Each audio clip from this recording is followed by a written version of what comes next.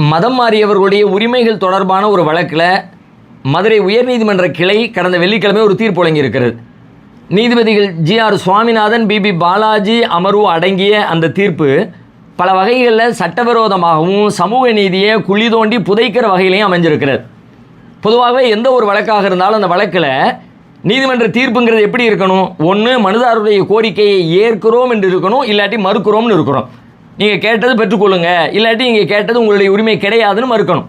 இந்த ரெண்டை தாண்டி மூன்றாவது ஒரு நிலை நீதிமன்ற தீர்ப்பில் கிடையாது. ஆனால் இந்த வழக்கில் என்ன நடந்திருக்குன்னு பாருங்கள். சம்பந்தமே இல்லாத மூணாவது ஒரு விஷயத்துக்கு தீர்ப்பு சொல்லியிருக்கிறாங்க. வழக்கு என்ன? 2015ஆம் ஆண்டு பிற்படுத்தப்பட்ட வகுப்பிலிருந்து இஸ்லாத்தை ஏற்றுக்கொண்ட சமீர் என்கிறவர், அவர் தன்னை பிற்படுத்தப்பட்ட முஸ்லீம்னு சொல்லிட்டு தனக்கு ஒரு கம்யூனிட்டி சர்டிஃபிகேட் வேணும்னு தாசில்தார் இடத்துல மனு தாக்கல் செய்கிறாரு. அவருடைய மனுவை தாசில்தார் நிராகரிக்கிறாரு. அதை எதிர்த்து தனக்கு இந்த சர்டிஃபிகேட்டை வாங்கித்தாங்க அப்படின்னு கோர்ட்டில் அவர் வழக்கு போடுறார். இந்த வழக்குக்கு தீர்ப்பு சொல்கிறாங்க. என்ன தீர்ப்பு சொல்லணும்? ஒன்று, இவங்க கேட்ட மாதிரி சர்டிஃபிகேட் கொடுங்க, இல்லாட்டி அவர் கேட்குறது சட்டவிரோதம், எனவே அவருக்கு கொடுக்க முடியாது, உனக்கு மனு நிராகரிக்கப்படுதுப்பா அப்படின்னு சொல்லணும். ஆனால் இந்த ரெண்டையும் விட்டுட்டு அவங்க என்ன தீர்ப்பு சொல்கிறாங்க தெரியுமா? 2024ஆம் ஆண்டு ஸ்டாலின் அவர்களுடைய தலைமையிலான திமுக அரசு போட்ட ஜிஓ அரசாணையை அது செல்லாது என்று அதை ரத்து செய்து இவர்கள் தீர்ப்பளிக்கிறார்கள். இது அந்த மனுதாரருடைய கோரிக்கையே இல்லை, வழக்குக்கு சம்மந்தப்பட்டதே இல்லை, வழக்கோடு சம்மந்தப்படாத வேறொரு அம்சம் அது. இதுக்கு நீங்கள் எப்படி இந்த வழக்கில் தீர்ப்பு சொல்ல முடியும்? சரி, ஒருவேளை நீங்கள் தீர்ப்பு சொல்லணும் கேட்டால் அது இதுக்கான கேள்விக்கான பதிலையும் அவங்க சொல்கிறாங்க தீர்ப்பில். எப்படி சொல்கிறாங்க அப்படின்னு கேட்டால், எங்கள் கண்ணுக்கு முன்னாடி வந்துருச்சு, அது தப்புன்னு தெரியுது, தெரிஞ்ச பிறகு நாங்கள் கண்டுக்காமல் போக முடியுமா என்று தங்களுடைய தீர்ப்பில் அதுக்கு ஒரு நியாயம் கற்பிக்கிறாங்க. சரி, நான் அதை ஏற்கிறேன், தப்புன்னு தெரிஞ்சால் நீங்கள் அந்த தப்பை தட்டி கேட்குற நீங்கள் தைரியசாலிகள்ங்கிற நாங்கள் ஒத்துக்கிறோம். ஆனால் அதுக்குன்னு ஒரு முறை இருக்குல்ல, நீதிமன்றத்தில் அதற்கான ஒரு மரபு பின்பற்றப்படுகிறதுல, அதன்படி நீங்கள் செயல்பட்டீங்களா? சட்டத்தின்படி செயல்பட்டியான ஊர் மக்களை நோக்கி கேள்வி கேட்கிற உங்களுக்கு அந்த சட்டம் உங்களை கட்டுப்படுத்துமா கட்டுப்படுத்தாதா? நீங்கள் என்ன செஞ்சுருக்கணும்? இந்த மாதிரி ஜீவோவை ரத்து பண்ணுறதா இருந்தால் இந்த வழக்கை நீங்கள் தலைமை நீதிபதிக்கு அனுப்பி அதை ஒரு பொதுநல வழக்காக மாற்றி அதில் வாத பிரதிவாதங்கள்லாம் செய்து முடித்து அதுக்கு பிறகு இது செல்லாதுன்னு அறிவிப்பு செய்யுங்க. அதுதானே சட்ட நடைமுறை. சம்மந்தமே இல்லாத வேறொரு வழக்கை பேசிக்கொண்டே இருக்கும்பொழுது வேறொரு தீர்ப்பு சொல்வது எப்படி நியாயமாக இருக்கும்? எப்படி இது சட்டமாக இருக்கும்? அதை விட முக்கியமாக, சரி இப்படி நீங்கள் அதை ரத்து செய்கிறீங்க, ரத்து செய்கிறதுக்கு இருக்கிற இன்னொரு முக்கியமான விதி என்ன? அந்த அரசாணையினால் பயன்பெற்று கொண்டு இருக்கிறவர்கள் யார்? பெனிஃபிஷரி யார்? அந்த பெனிஃபிஷரியுடைய கருத்தை கேட்டு அதுக்கு பிறகு தானே தீர்ப்பு சொல்லணும். இப்போ இதனுடைய பெனிஃபிஷரி முஸ்லீம்கள். இந்த அரசாணையினால் பயனடைந்து கொண்டிருக்கிற முஸ்லீம்கள் இடத்துல கருத்து கேட்டீங்களா? முஸ்லீம் அமைப்புகள் இடத்துல கருத்து கேட்டீங்களா? முஸ்லீம் கட்சிகள் இடத்துல முஸ்லீம்கள் சார்பாக யார் இடத்துலையும் கருத்து கேட்டு அந்த கருத்தையும் சேர்த்து பரிசீலித்து நீங்கள் தீர்ப்பு வழங்கியிருக்கிறீங்களா? அப்போ இந்த வழக்கை பயன்படுத்திக்கிட்டு எப்படியாவது தீர்ப்பை சொல்லி இந்த உரிமையை ரத்து பண்ணணும் என்கிற வகையில் தான் இந்த தீர்ப்பு அமைந்திருக்கிறதே தவிர இது சட்டப்பூர்வமான தீர்ப்பு என்று நம்மால் ஏற்றுக்கொள்ளவே முடியாது. அதை விட பெருங்கொடுமை என்ன அப்படின்னு கேட்டால், சம்பந்தப்பட்ட மனுதாரருடைய வழக்கறிஞர் தன்னுடைய வக்காலத்தை வாபஸ் வாங்கிட்டார். நான் இந்த வழக்கில் வாதாடலைன்ட்டார். அப்படின்னா இவருக்கு வழக்கறிஞரே இல்லை. வழக்கறிஞரே இல்லாத நேரத்தில் நீங்கள் எப்படி தீர்ப்பு சொல்வீங்க? அவருடைய உரிமையை நீங்கள் கொடுக்கணும்ல. தீர்ப்பு சொல்கிறதுக்கு முன்னாடி என்ன செய்யணும்? எப்போ அவனுக்கு வழக்கறிஞர் இல்லை, அவருக்கு ஒரு நோட்டீஸ் அனுப்பி, நீ வழக்கறிஞர் வேறு வைக்கிறியா, வைக்கிறதுக்கு வாய்ப்பு இல்லாட்டி நான் அரசின் சார்பில் இது ஏற்பாடு பண்ணவா என்றெல்லாம் கேட்டு அதுக்கான வாய்ப்புகளை உண்டாக்கி கொடுத்த பிறகு தான் நீங்கள் இந்த விவகாரத்தில் தீர்ப்பே சொல்லியிருக்கணும். சம்மந்தப்பட்டவருக்கு வழக்கறிஞரே இல்லை, நீங்கள் தீர்ப்பு சொல்கிறீங்க. இது எந்த ஒரு நியாயம்? எந்த வகையில் இது சட்டமரபாக ஏற்றுக்கொள்ள முடியும்? அதை விட இன்னும் பெரிய கூத்து என்ன தெரியுமா?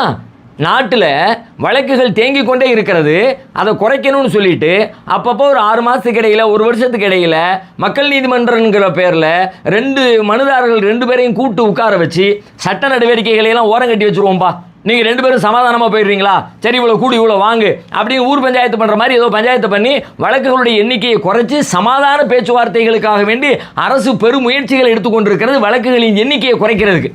இங்கே வாலியண்டியராகவே அப்படி ஒன்று நடக்குது. என்ன நடக்குது? இவர் வழக்கு போட்டுட்டாரு, ஆனால் சம்மந்தப்பட்டவங்க சொல்கிறாங்க, இல்லை நீங்கள் கேட்ட மாதிரி உங்களுக்கு நாங்கள் சர்டிஃபிகேட் கொடுத்துட்றோங்கிறாங்க. இப்போ அதையும் சொல்கிறாங்க சர்டிஃபிகேட் கிடைக்க போகுது. சரி, அப்போ 2 பேரும் ஒத்துக்கிட்டீங்களா, போயிட்டு வாங்கப்பா, வழக்கை தள்ளுபடி பண்ணிடுறோம்னு தள்ளுபடி பண்ண வேண்டியதானே? அதையும் செய்யலை. இல்லை நீங்கள் 2 பேரும் ஒத்துக்கிட்டாலும் நான் தீர்ப்பு சொல்லியே தீருவேன். அப்படி என்ன கட்டாயம் வந்துச்சு? என்ன தேவை வந்துச்சு? என்ன நெசசரி? என்ன அவசியம்? ஏன் இவ்வளவு பிடிவாதமாக நின்று, சரி பிடிவாதமாக நின்று சம்பந்தப்பட்ட வழக்குக்குரிய தீர்ப்பானு கேட்டால் வழக்குக்கு சம்பந்தம் இல்லாத மற்றொரு தீர்ப்பாக இந்த தீர்ப்பு அமைந்திருக்கிறது.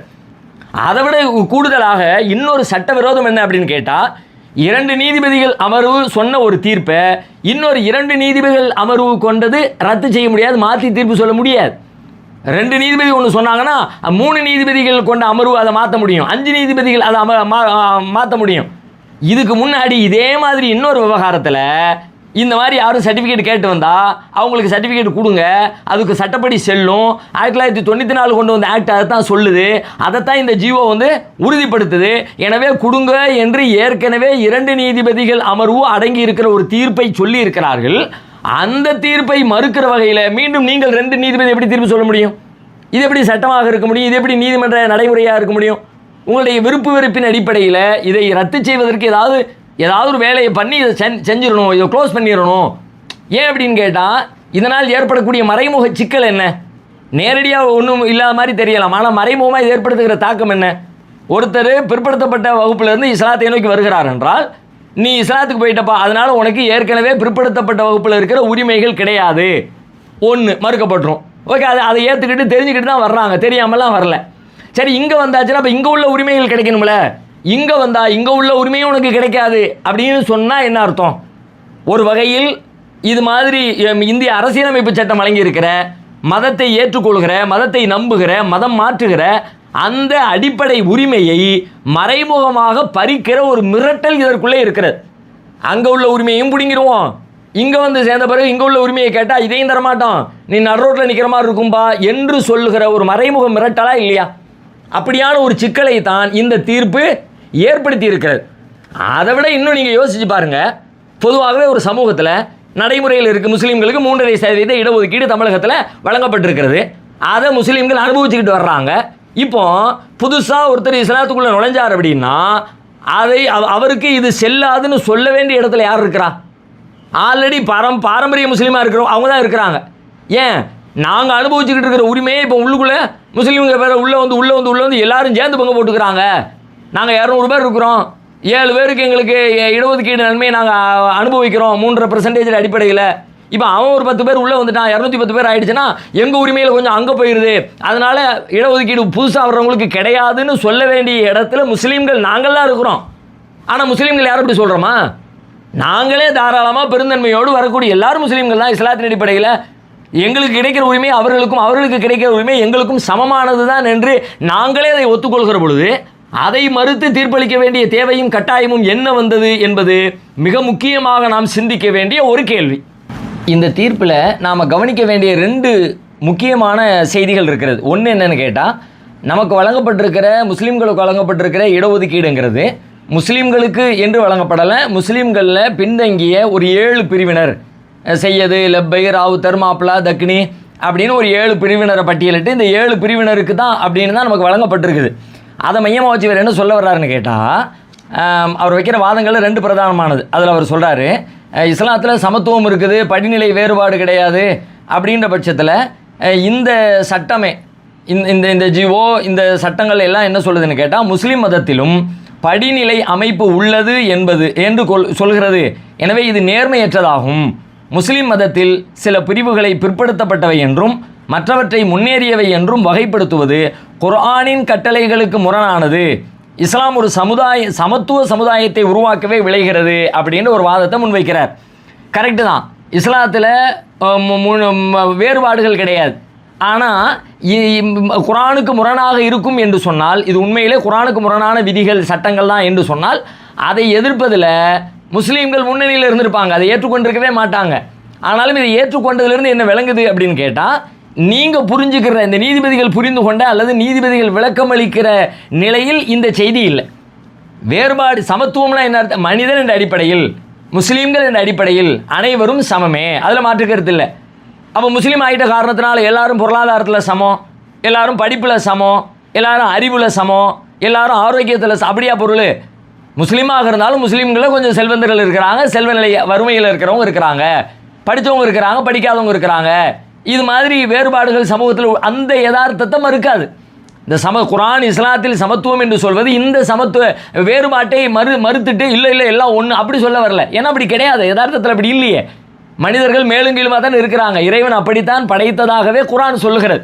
மனிதர்களை மேலுங்கீழுமாகத்தான் படைத்திருக்கிறான். மேலுங்கீழும் என்பது நீ ஒசத்தி நான் தாழ்த்தி, நீ உயர்ந்தவன் நான் தாழ்ந்தவன், சாதியில் சொல்லப்படுவதை போன்ற வேறுபாடுகள் அல்ல.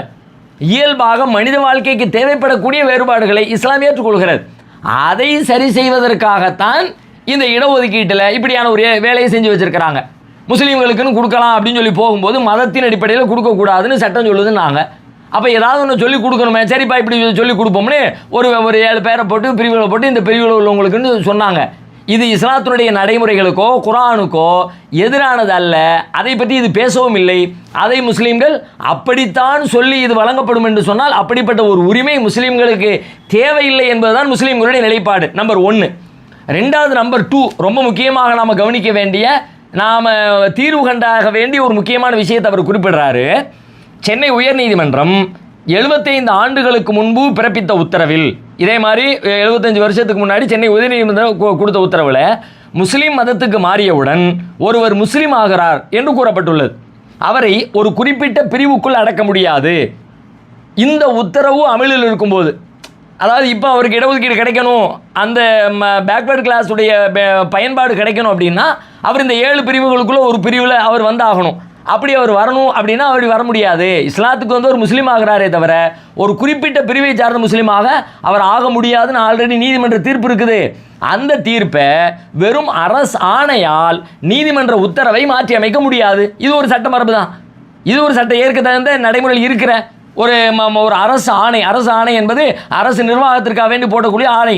இந்த ஆணைகள் வந்து நீதிமன்றத்துடைய தீர்ப்பை ரத்து செய்ய முடியாது. எனவே இந்த அரசியல் அமைப்பு சட்டத்துக்கு முரணானதாக இது இருக்கிறது. எனவே இந்த அரசாணையை நாங்கள் ரத்து செய்கிறோம் அப்படின்னு அவர் சொல்கிறார். இப்போ நம்ம என்ன செய்யணும்? இப்போ இதை என்ன பண்ணுறது? இதுக்கு வந்து அவங்க அரசாணை போட்டிருக்கிறாங்க, நீதிமன்ற தீர்ப்புக்கு எதிராக இருக்குன்னு அவர் சொல்கிறாரு. இப்போ நம்ம என்ன பண்ணலாம்? ஒன்று அதை கண்டிக்கிறோம், அதுக்கான போராட்டங்கள், ஆர்ப்பாட்டங்கள், கண்டனங்கள், தலைவர்களுடைய அறிக்கைகள், அதுவெல்லாம் மக்கள் மத்தியில் விளக்க கூட்டங்கள், அதெல்லாம் ஒரு பக்கம். ஆனால் அது மட்டுமே தீர்வானு கேட்டால் அது மட்டும் தீர்வில்லை. ஏன்னா இது பொதுமக்கள் மத்தியில் எடுபடக்கூடிய செய்திகள் ஒன்று இருக்கிறது, மக்கள் மன்றத்தில் ஏற்றுக்கொள்ளக்கூடிய நியாயங்கள் ஒன்று இருக்கிறது.